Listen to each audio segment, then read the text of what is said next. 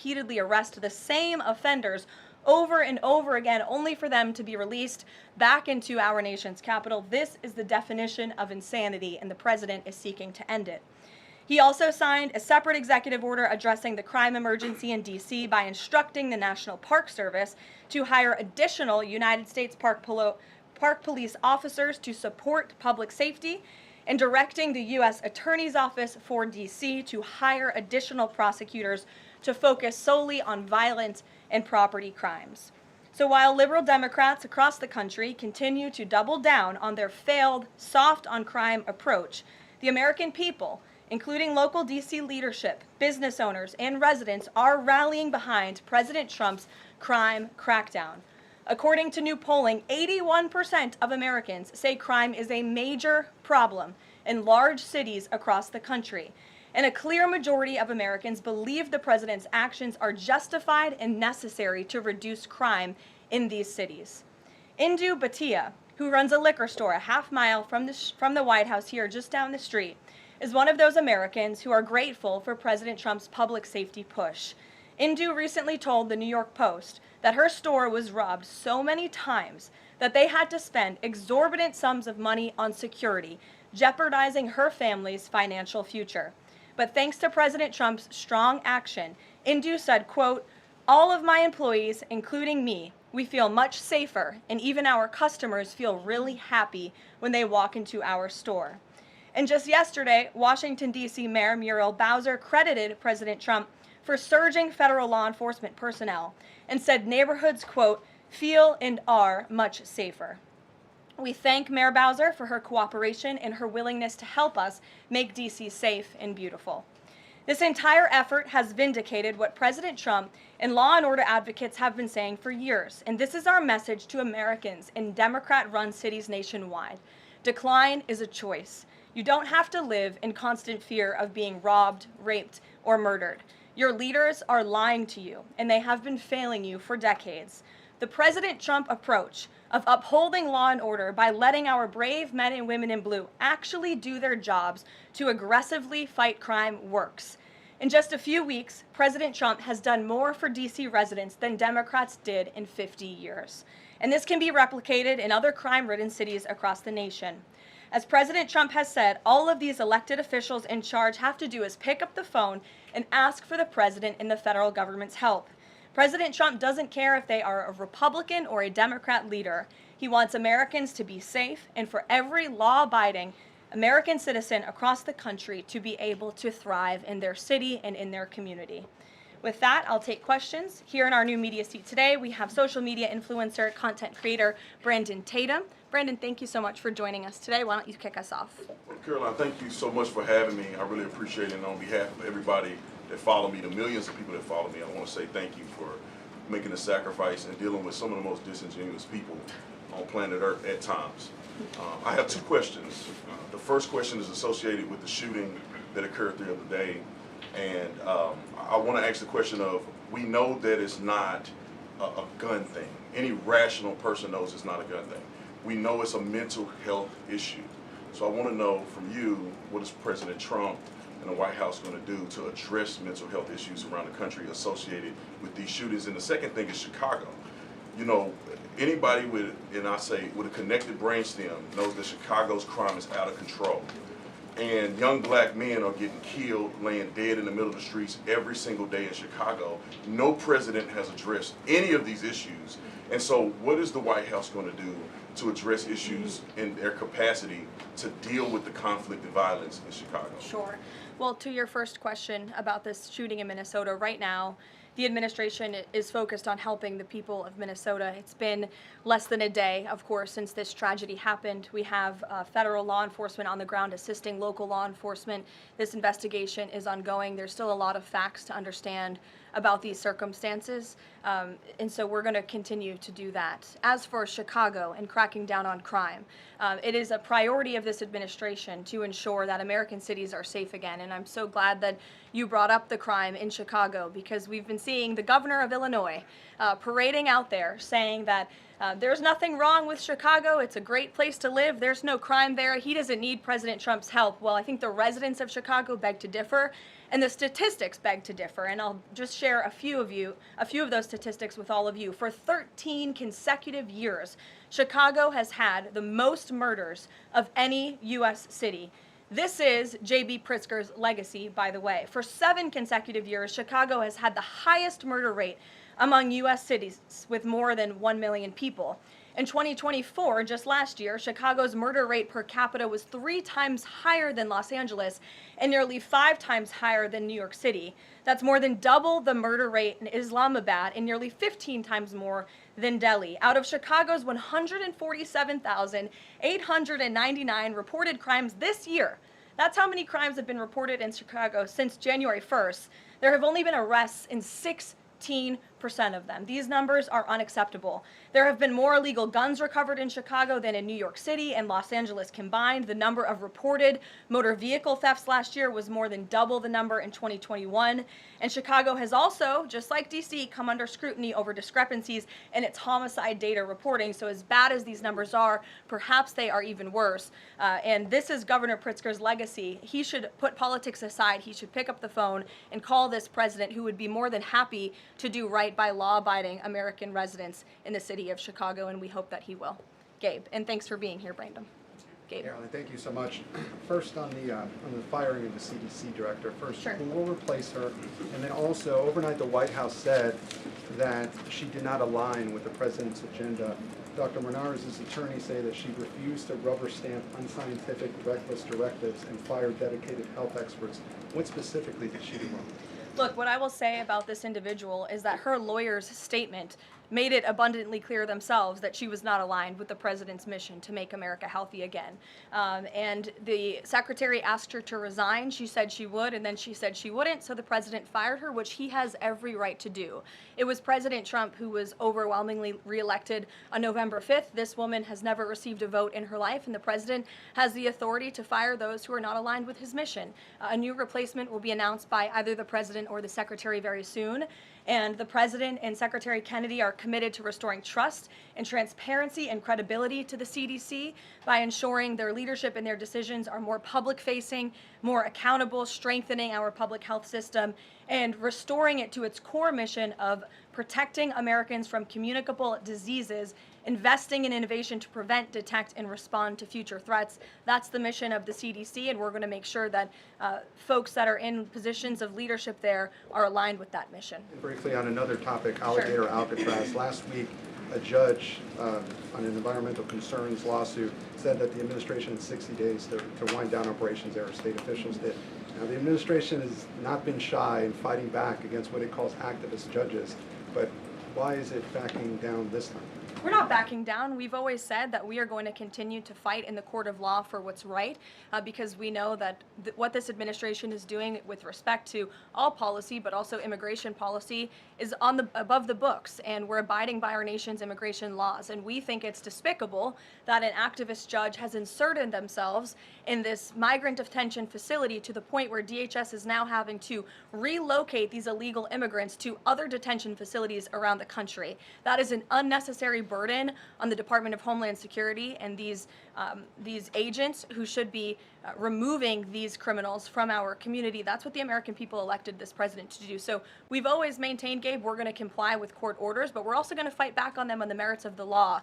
And DHS is in compliance while we disagree with this decision, and we'll continue to fight it in court. Let's go to... Hey, Go ahead. Thanks so much. So just following up on the CDC firing. Sure.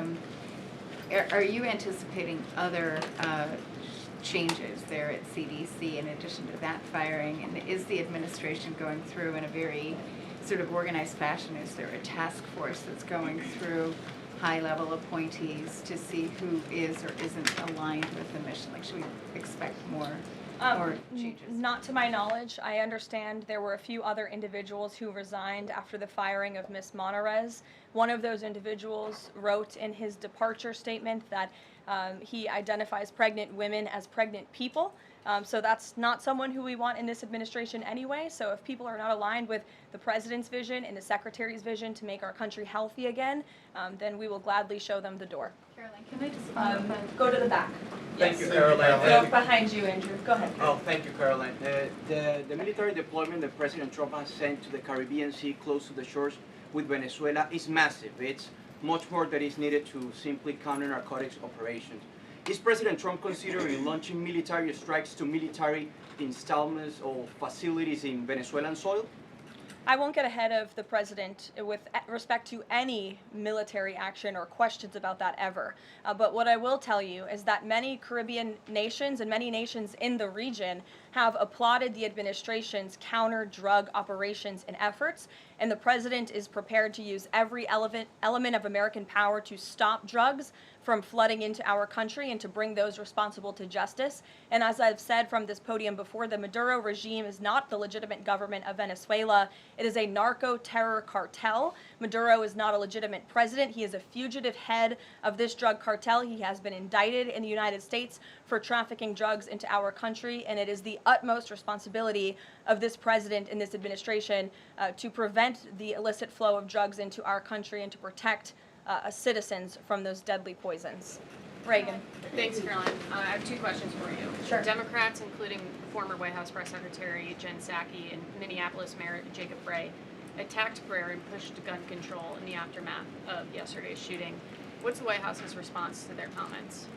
Yes, I saw the comments of my predecessor, Ms. Psaki, and frankly, I think they're incredibly insensitive and disrespectful to the tens of millions of Americans of faith across this country who believe in the power of prayer, who believe that prayer works, and who believe that in a time of mourning like this, when beautiful young children were killed while praying in a church, it's utterly disrespectful to deride the power of prayer in this country, and it's disrespectful to the millions of Americans of faith. And I would encourage Ms. Psaki to pray for these families themselves who need it right now more than ever.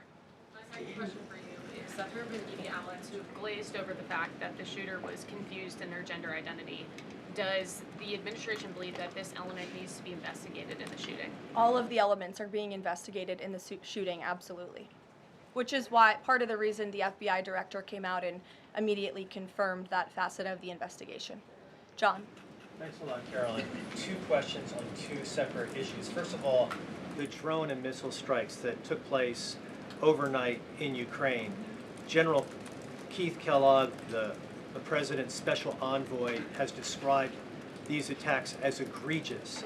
Do you agree with that description, and do you view President Putin as an impediment to getting peace between these two countries? Well, it's not about if I agree, it's about what the president thinks, and I know what the president thinks because I talked to him about this. He was not happy about this news, but he was also not surprised. These are two countries that have been at war for a very long time. Russia launched this attack on Kyiv, and likewise, Ukraine recently dealt a blow to Russia's oil refineries. They have taken out, as a matter of fact, 20% of Russia's oil refinery capacity over the course of their attacks throughout the month of August. So the president is continuing to watch this intently, and this killing, unfortunately, will continue as long as the war continues, which is why the president wants it to end. And that's why he's worked harder than anyone to end this war, which would have never started if he were president. But perhaps both sides of this war are not ready to end it themselves. The president wants it to end, but the leaders of these two countries need it to end and want it to end, must want it to end as well. And I think the president will make some additional statements on this later. My second question has to do with, Carrie, Lisa, I just had one more, if I may. It has to do with the president's intention to remove Lisa Cook as a member of the Federal Reserve Board. He is going or acting upon allegations that have been made by Trump administration official Bill Pulte. These are just allegations. She hasn't been convicted yet of any crime. Is the administration opposed to allowing Ms. Cook to have due process, to challenge what has been alleged against her? I believe she is challenging it. I believe she just filed a lawsuit today, and Mr. Pulte has deferred those allegations over to the Department of Justice to investigate them. What I will say is that you had these mortgage receipts very clearly shown to the president, and he has the cause that he needs to fire this individual. He laid it out in the letter that he provided to her and to the public as well. And so we'll continue to fight this battle. Carrie. Hi, Caroline. So the president just announced that he wants to have a convention right before the midterms next year. The DNC has countered that they too want to have a convention right before the midterms as well. What's the White House's response to that? And can you give us just a little bit of a hint or a tease here as to how the president envisions a convention in the, for the midterms? Look, the president put out a statement on this earlier today. I'll let him speak further on the plans that he envisions, but I think he's very proud of the accomplishments and the achievements of his administration, as he should be.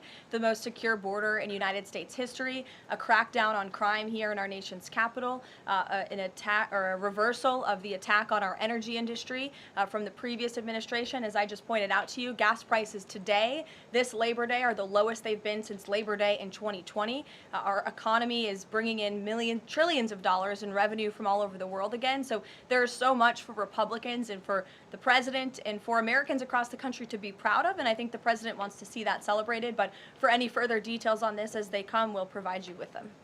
Iris. Thank you, Caroline. 2 questions on the shooting. What's the administration's message to some concerned parents across the country who might be now worried about their kids' safety in light of the latest incident? We completely and totally understand the concerns of parents across the country.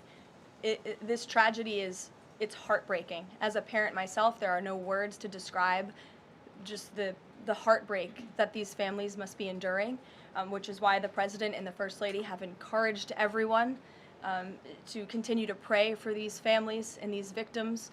And it's why this administration is focused on removing public safety threats from our communities. And in fact, I can share with all of you that last night in Washington, D.C., when arrests were being made, there was an arrest of a juvenile right here in D.C. in Ward 7 for threats to kidnap and injure, receiving stolen property, possession of a large capacity feeding device, unlawful possession of firearms and ammunition. A search warrant was executed, 7 firearms were recovered, and the juvenile was arrested after an investigation was initiated based on social media posts allegedly threatening violence towards a school. So this was a juvenile who was a risk to not just himself, but the community here in Washington, and he was removed from the community last night because of the law enforcement efforts of this administration. And I would also point to the statement of our wonderful First Lady that she released yesterday. She wrote, "The tragic mass killing in Minnesota illuminates the need for preemptive intervention in identifying school shooters. Early warning signs are often evident, with many individuals exhibiting concerning behaviors and making violent threats online prior to their actions. We encourage all Americans, as the old saying goes, if you see something, say something. If you see warning signs or threats, report it to law enforcement." This administration, federal law enforcement, will take those reports and those threats seriously. They will be treated as a law enforcement emergency, and we will act accordingly. And on the First Lady's statement, would the administration consider ramping up resources on these fronts to parents and schools across the country to help them look into these signs and prevent more tragedies? It's a very fair question, Iris. As for any potential future policy decisions or funding questions, it's just been over 24 hours since this tragedy occurred. Right now, we're focused on the FBI and their investigation and uncovering all the facts, and we'll leave those very important policy discussions to another day. Thank you, Caroline. Go ahead. Megan. I had a question about the Lisa Cook lawsuit that you mentioned. Does the president plan to wait until that lawsuit is resolved to appoint her replacement? I will leave that to the president to make that decision in that announcement himself. Brian. Thank you, Caroline. 2 questions. Bouncing off the CDC, situation with CDC, I'm curious if administration officials are pushing back on the president's agenda, privately, publicly, however, should they fear to lose their jobs going forward? Look, I think if you're doing your job well, and if you are executing on the vision and the promises that the president made to the public who elected him back to this office, then you should have no fear about your job. Just do your job. That's what this president wants to see. He wants to see people solving problems. He wants to see the people who have the privilege of serving the American taxpayer and the federal government abiding by the wishes of the American taxpayers who overwhelmingly reelected him in this cabinet to make America great again, or in this case, make America healthy again. On the Intel deal, where the U.S. got a stake in that company, there's two things I want to ask about that. The first is, what did the U.S. get back in return for that deal? And the second thing is, what are the future plans for giving any form of money to another company? It could be through the CHIPS Act, like this deal, or some other form of funds. What are the plans there by this White House administration? Well, look, as you know, Brian, very well, because you cover it often, the Intel deal is still being ironed out by the Department of Commerce. The T's are still being crossed, the I's are still being dotted. It's very much still under discussion. But the president's thinking, I can share with you, is certainly to ensure that the United States government is making our country wealthy again and is benefiting from some of these deals. And it's a creative solution. I know it's outside the box thinking, which is uncommon in this city, but it's something that he proposed and something that the Secretary of Commerce is working on putting into action. Mary. Thanks, Caroline. I have a couple questions on the shooting yesterday. The first one, this is the second shooting involving a trans-identifying shooter who specifically targeted Christians and Catholic kids. What kind of consequences do the gender-affirming therapists, doctors, or even the parents of these shooters face after these types of shootings? Well, as for the parents and potential therapists in this case, again, all of that is still currently being investigated by the FBI. I know the Secretary of Health and Human Services this morning said that HHS is investigating perhaps links between some of these drugs and these prescription drugs that some of these minors may be taking and an increase in violence. And obviously we have mental health problems in this country that this administration and Secretary Kennedy will continue to speak out about in the work that we're doing to solve it. Thank you. And just to follow up, I've seen a lot of calls for action, among these lawmakers saying that we shouldn't just be praying. One that I've seen on the right actually is calls for the FBI to institute a new class of domestic terrorism that involves trans ideology. Is that something that the administration would support? I would have to check with the appropriate people on that. Daniel. Thank you, Caroline. We saw some new revised economic data come out today showing the U.S. economy grew at a 3.3% clip, largely buoyed by a surge in capex. What's the White House reaction to this, and is this sort of the president's vision beginning to come to life after the Big Beautiful Bill was passed in July? Yes, I mean, look, we did say that once the Big Beautiful Bill was signed into law, we're going to see the effects of this massive pro-growth piece of legislation. As I laid out for you as we head into the Labor Day weekend, there's many positive economic indicators that the American people can be hopeful about. But don't forget, we are reversing 4 years of reckless spending from the previous administration, of slamming regulations down the throats of American business owners and consumers across the country. But the administration is working very hard to unravel all of that and to ensure that small business owners and workers are thriving and that they have more money in their own pockets to spend. Thank you. Jasmine. Thanks so much, Caroline. Back on the CDC, there was reporting that some of the initial problems between RFK and the CDC director stemmed from miscommunications or differences on vaccine policy. So I wonder if you could just say whether or not the president believes that the COVID vaccine should be available to and covered by insurance for all Americans regardless of age and pre-existing conditions.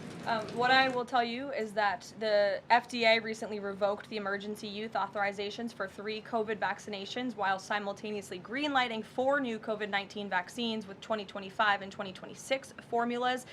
The reason for the revocation of that emergency use authorization is because obviously the COVID pandemic and the public health emergency is over.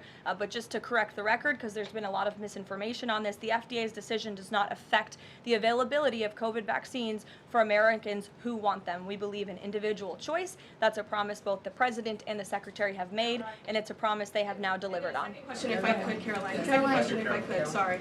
I wonder if you could answer why the president hasn't acknowledged the shooting at CDC headquarters that took place earlier in August, where a police officer was killed, and it was reported that the motivation for the shooting was somebody who was really unhappy with the effects of the COVID vaccine.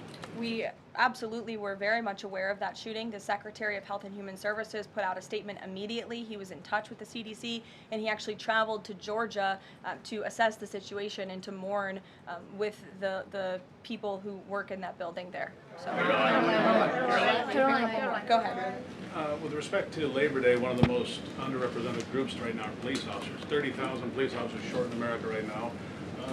To Brandon's question, 1,300 short in Chicago, 3,000 short in New York, 500 short here in Washington, D.C. What can the White House, what can the President do to help recruitment of police officers? You've done well with the military and Border Patrol.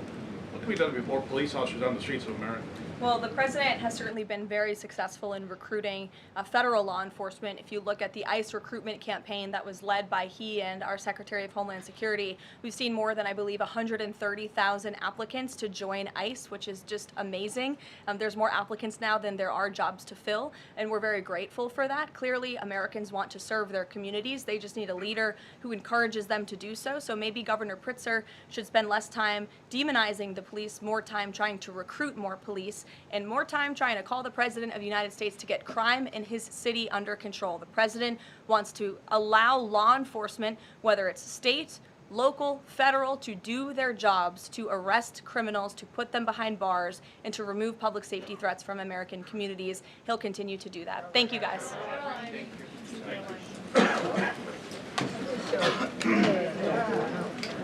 you.